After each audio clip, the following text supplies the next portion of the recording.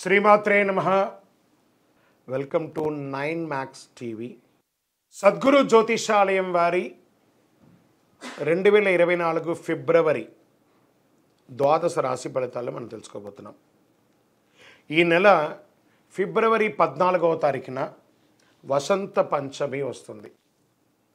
మీ పిల్లలందరినీ కూడాను సరస్వతి దేవాలయం, మీ దగ్గరలో ఉన్నటువంటి సరస్వతి దేవాలయానికి తీసుకొని వెళ్ళండి, దర్శనం చేయించండి, వాళ్ళ పుస్తకాలను అక్కడ పూజ చేయించండి. ఓకే, ఇది పెట్టుకుంటే మన ప్రపంచానికి జనవరి 22వ తారీఖున రాజా రామచంద్రస్వామి వారు తన యొక్క రామరాజ్యాన్ని స్థాపించేశారు. మనమందరం కూడా భారతీయులుగా ఉన్నదానికి గర్వించాలి. మనమందరం ఇప్పుడు రామరాజ్యం, అసలు సిసలైనటువంటి రామరాజ్యంలో ఉన్నాం. ఇది ఒక గర్వకారణం. 2024 మనకు ఒక మైల్ స్టోన్ అని కూడా చెప్పుకోవచ్చు. సద్గురు జ్యోతిషాలయం ద్వాదశ రాశులందరికీ కూడాను గోచార గ్రహస్థితులను దృష్టిలో పెట్టుకొని అందరికీ రాశి ఫలితాలను చెప్పడం జరుగుతుంది.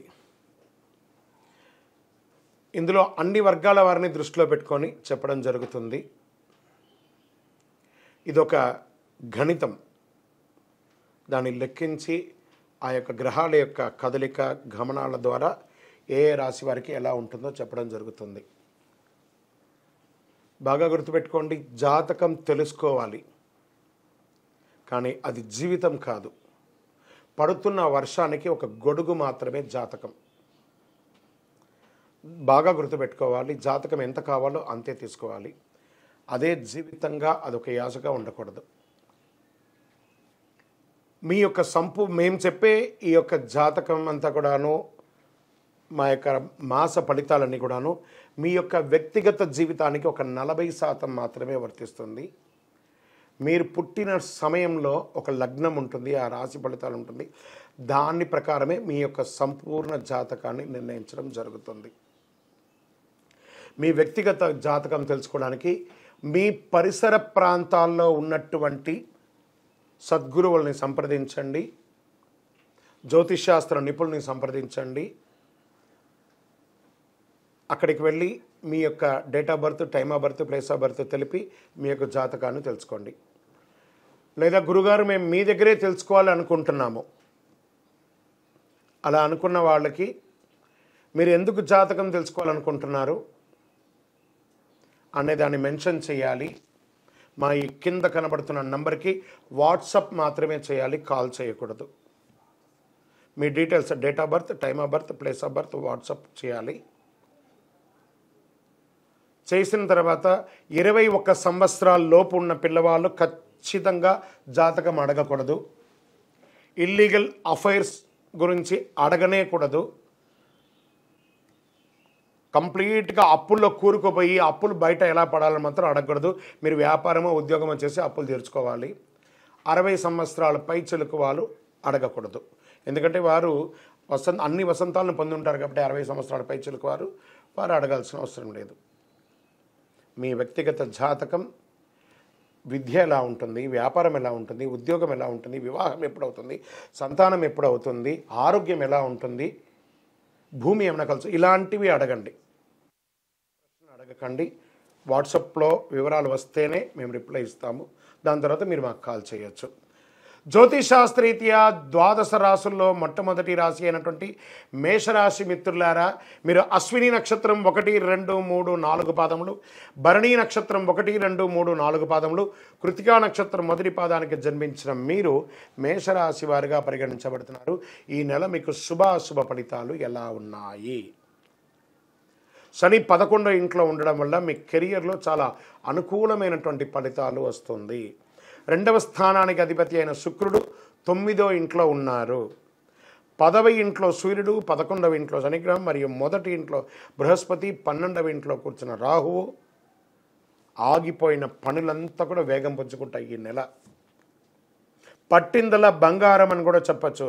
మీ రాశిపతికి అధిపతి 9వ ఇంట్లో ఉన్నాడు కాబట్టి, మరియు 10వ ఇంట్లో మీకు అద్భుతమైనటువంటి ఆరోగ్యాన్ని కూడా ఇస్తున్నాడు రాశ్యాధిపతి. మీరు మీ యొక్క రోగ నిరోధక శక్తిని కూడా పెంచుకుంటున్నారు. ఖర్చులు పెరుగుతాయి, దానికి తగ్గట్టు కూడా ఆదాయం కూడా ఉంటుంది, స్ట్రెస్ కూడా ఉంటుంది. స్థిరమైన ఆదాయం ఉంటుంది, భూమి మీద కలిసి వస్తుంది. ఉద్యోగం చేస్తున్న వారికి పై అధికారుల నుంచి ప్రశంసలు, కింద వారి దగ్గర నుంచి అనుకూలం ఉంటుంది. కావలసిన చోటకి ప్రమోషన్స్ ఉంటాయి.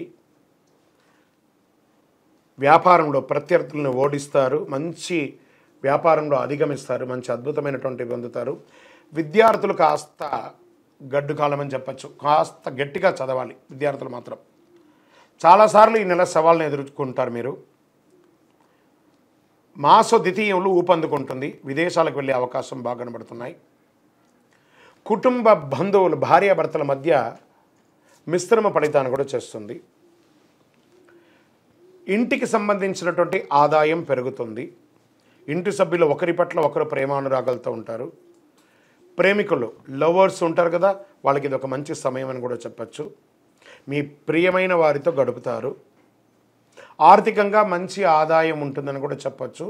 ప్రభుత్వ రంగం ద్వారా ప్రయోజనం పొందే అవకాశాలు కనబడుతున్నాయి. ఆర్థిక సవాళ్ళన్నింటిని ఎదుర్కొంటారు. బ్యాంక్ లోన్స్కి, చిట్ ఫండ్స్లో ఏమైనా సంతకాలు పెట్టేటప్పుడు ఒకసారికి రెండుసారి ఆలోచించి పెట్టండి. కొత్త అగ్రిమెంట్, కొత్త కాంట్రాక్టర్ వ్యాపారాల్లో లాభాలను చేస్తుంది.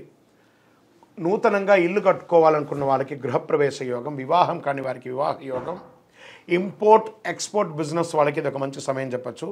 విదేశాలకి వెళ్ళడానికి ఇది కలిసి వస్తుంది.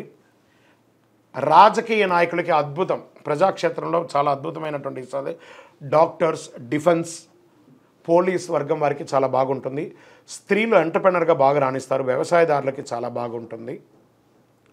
ఓవరాల్ ఈ నెల చాలా బాగుంటుందని కూడా చెప్పచ్చు. మీ పర్సనల్ జాతకానికి కింద నంబర్ని సంప్రదించండి. ఈ నెల లక్కీ డే అని చెప్తే మీకు బుధవారం చాలా కలిసి వస్తుందని కూడా చెప్పచ్చు. లక్కీ నంబర్ అని చెప్తే మీకు 5 అనే ఒక నంబర్ కలిసి వస్తుంది. ఊదా రంగు మరియు పచ్చ రంగు మీకు చాలా కలిసి వస్తుంది. తూర్పు దిశ ప్రయాణాలు మీకు చాలా అనుకూలంగా ఉంటుంది. చంద్రాష్టమం బాగుంది కదా, అందులో కూడా కొంచెం బ్రేక్ అనేది ఉంటేనే మనం కూడా మన స్పీడ్ కదా ఉంటుంది. ఫిబ్రవరి 4-2-2024 1:04 ఉదయం నుండి 6-2-2024 7:35 ఉదయం వరకు 2.5 రోజులు చంద్రాష్టమం ఉంటుంది. సంతకాలు పెట్టేటప్పుడు జాగ్రత్త, వాహనం నడిపేటప్పుడు జాగ్రత్త. ఎవరితోనో మాట్లాడేటప్పుడు మీ మాట అదుపులో ఉంచుకొని మాట్లాడండి, జాగ్రత్తగా ఉండాలి. ఈ నెల సుబ్రహ్మణ్య స్వామి వారికి ఆరాధన చేయండి. సుబ్రహ్మణ్య స్వామికి వీలుంటే పాలాభిషేకం చేయండి, అద్భుతంగా ఉంటుంది. ఇంకను సకల దోషాలు తొలగి ఆనందంగా ఉండడానికి ఐశ్వర్య సిద్ధి పంచధూపంతో ధూపం వేయండి, విజయోస్తు. ఈ ద్వాదశ రాశులు చూస్తున్నటువంటి ప్రేక్షక మిత్రులందరికీ కూడాను మీరందరూ కూడా ఆయురారోగ్య ఐశ్వర్య భోగభాగ్యాలతో ఉండాలని అఖిలాండ కోటి బ్రహ్మాండ నాయకుడు శ్రీ ధర్మశాస్త్ర అయ్యప్ప స్వామి వారిని తిరుపతికి వచ్చినప్పుడు మన అయ్యప్ప స్వామి వారి 18 అవతారాల దేవాలయం బ్రహ్మశ్రీ డాక్టర్ చంద్రమౌళి గురుస్వామి గారు నిర్మించినటువంటి ఈ దేవాలయాన్ని దర్శనం చేసుకోండి. మీ కోరిన వారికి కొంగు బంగారం. ఎవరు ఏ కోరిక కోరుకున్నా ఒక 18 ప్రదక్షిణాలు చేసి కోరుకోండి. కోరిక నెరవేరిన తర్వాత 108 ప్రదక్షిణాలు చేసి చాలామంది అనుభూతి పొందున్నారండి. తిరుపతి రైల్వే స్టేషన్ నుండి, బస్టాండ్ నుండి 3 కిలోమీటర్ల దూరంలో జీవకోణ అనే ప్రాంతంలో ఉంటుంది. మీరందరూ రావచ్చి దర్శనం చేసుకోవాలని కోరుకుంటున్నాను. వందే మాతరం, వందే మాతరం, వందే మాతరం. శరణమయ్యప్ప.